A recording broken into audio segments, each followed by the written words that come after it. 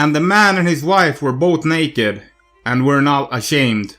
Genesis 2:25. Greetings mortals, and welcome back to the channel. I'm your host Simon, and I will be your host for the broadcast.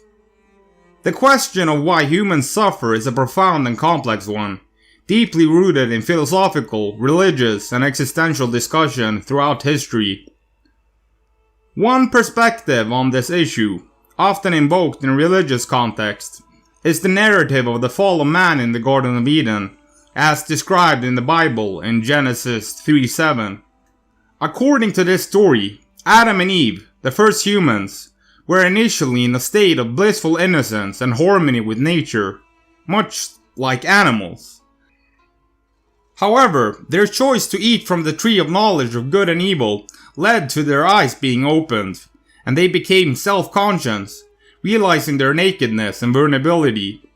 Then they tried to cover themselves with fig leaves. This transformation from a state of innocence to self-awareness is often seen as the moment when suffering entered the human experience. It marked the beginning of a life filled with moral dilemmas, existential angst, and physical hardship.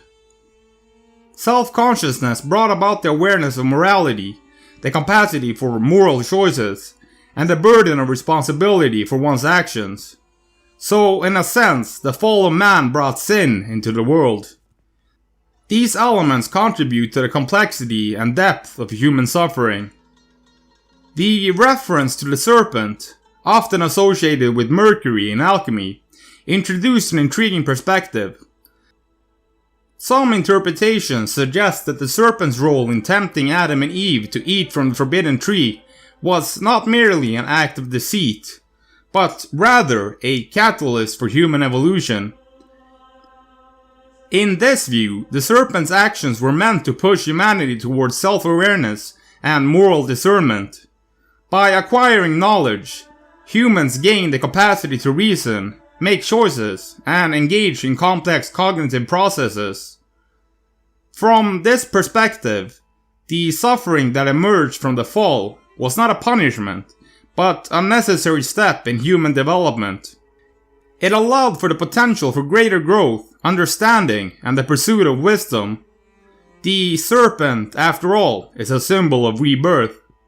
It set humans apart from other creatures, granting them the ability to shape their destinies and, ultimately, their understanding of the world and themselves.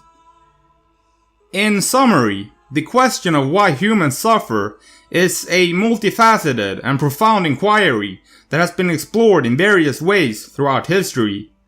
The story of the fall in the Garden of Eden offers one religious perspective, suggesting that the transition from innocence to self-consciousness marked the onset of human suffering. The serpent's role in this narrative, when viewed as a catalyst for human evolution, introduced the idea that suffering might have been a necessary part of our journey towards greater understanding and enlightenment. The serpent, if it wants to become the dragon, must eat itself. Francis Bacon. Now I want to thank you for watching. I hope you learned something new, and please leave a comment below. I love reading your comments.